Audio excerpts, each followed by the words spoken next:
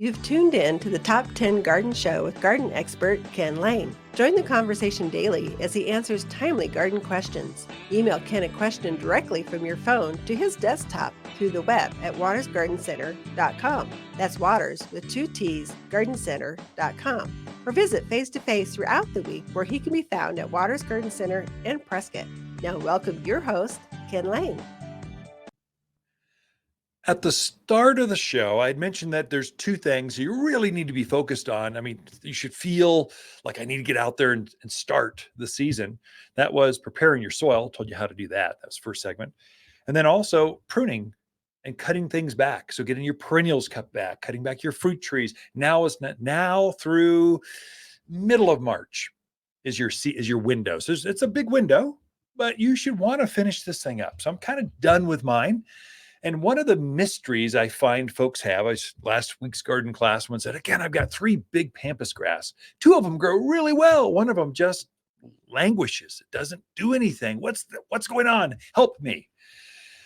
And so with all of your ornamental grasses, this is Pampas grass, Fescues, Miscanthus, deer grass, zebra grass, all your pretty decorative, sedges, grasses, that kind of stuff, not yuccas, not agaves, not bear grass, which really isn't a grass. It's something different. It's a native evergreen kind of thing that grows out there in the valley areas. We're talking about your regular ornamental grass. Pampas is the most famous. That's that big grass, gets head high, has these great big plumes on top of it, covered. Right now it starts to look a little rough just because it's rain and snow, kind of beats them up. The plumes have kind of limped over. They aren't as fluffy as they were because they're being beat up.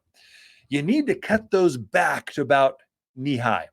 All other grasses, you're cutting back to about ankle high.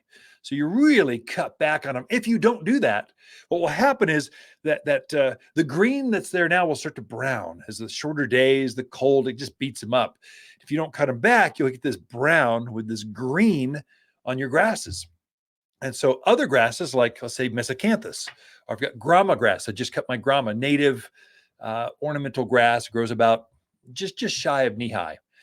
Beautiful, beautiful plumes on it or flowers to it. It's beautiful and native. I hardly care for it, but I cut it back. I fertilize it every winter. Now is the time. And so I'm cutting those things back.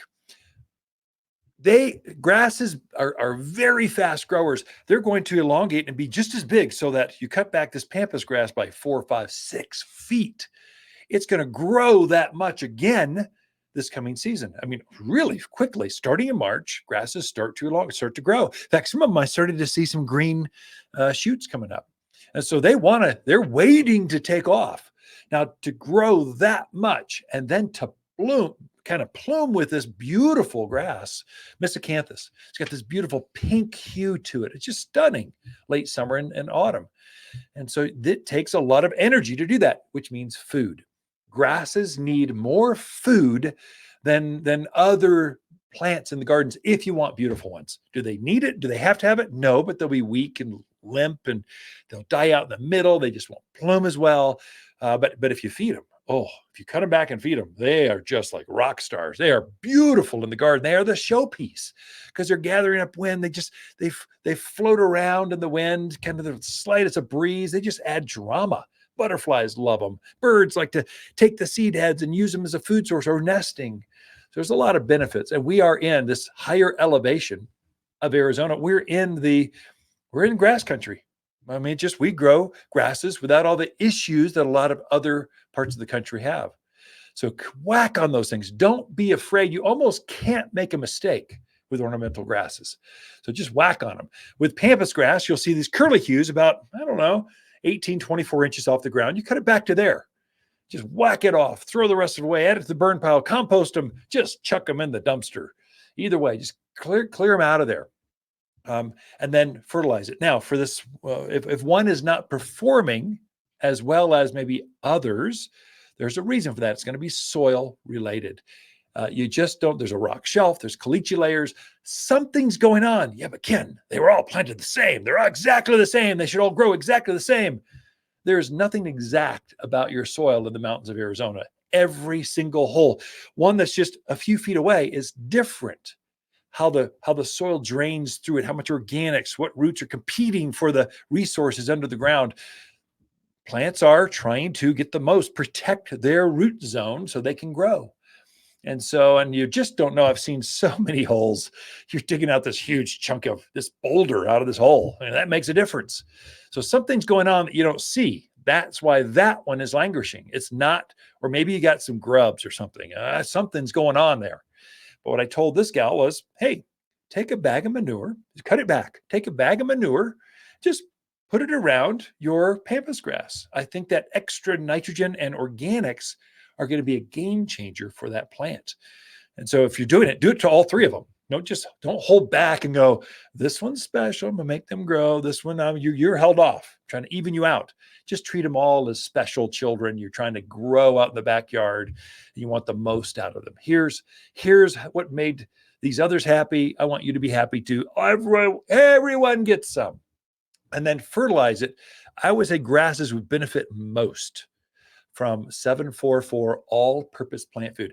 The reason I say that, it's got bird guano and cottonseed meal in it. Those two ingredients, grasses love bird poop. I mean, they just love it. They feed off it. They grow faster.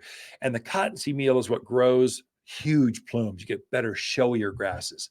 So fertilize it, manure it, cut them back, and you'll be set the stage for just stunning, the most beautiful grasses on the street in your neighborhood. More in store. Be right back after this. Water's Garden companion plants of February are peony, Calgary carpet juniper, lily of the valley, and pinyon pines. Pinyon pine have thick evergreen needles providing year-round beauty and summer shade. It's a local native that blend equally well in a modern or Mediterranean-style landscape. Go ahead, enjoy the buttery rich pine nuts from your own backyard. You'll have plenty of nuts, and pine are deer and javelina proof. Shop the most trees in Prescott by store or online at watersgardencenter.com.